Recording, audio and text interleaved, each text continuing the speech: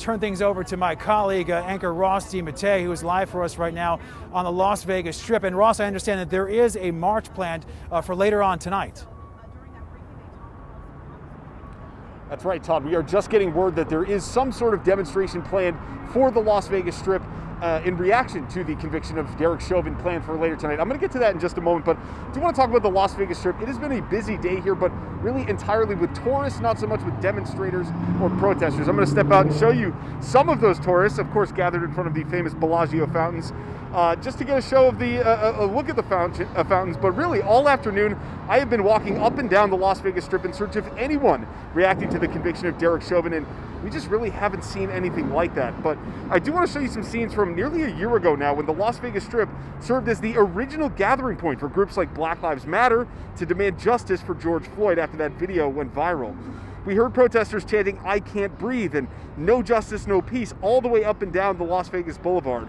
Those protests were largely peaceful, especially during the day, but there were, of course, some tense standoffs between police and protesters, as well as a few arrests. But those protests really didn't turn violent or deadly until nighttime, and those instances were a lot closer to downtown Las Vegas. Now, I have been scouring social media all afternoon trying to find any examples of protests, demonstrations planned for later tonight, and like Todd mentioned, just within the last hour, we have learned that something is being planned by the local Black Lives Matter group, some sort of demonstration here on the Las Vegas Strip.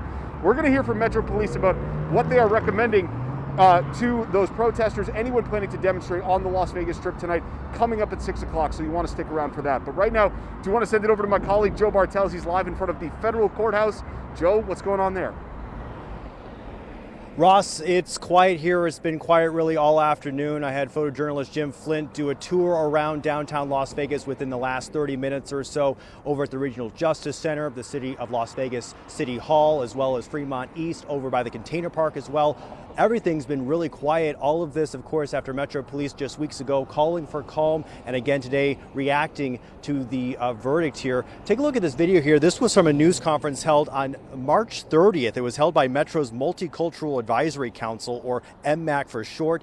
The NAACP and other community organizations really praised police for their reforms, as Todd mentioned just a little bit ago, putting people in recovery positions for better breathing, body camera usage, and a focus on de-escalation efforts in those volatile situations. Of course, the high-profile death of Byron Williams while in police custody in 2019 really igniting some of those changes, as they highlighted just a little bit ago. But back out here live, within the past 15 minutes, I spoke to the creator and organizer of the Forced Trajectory Project.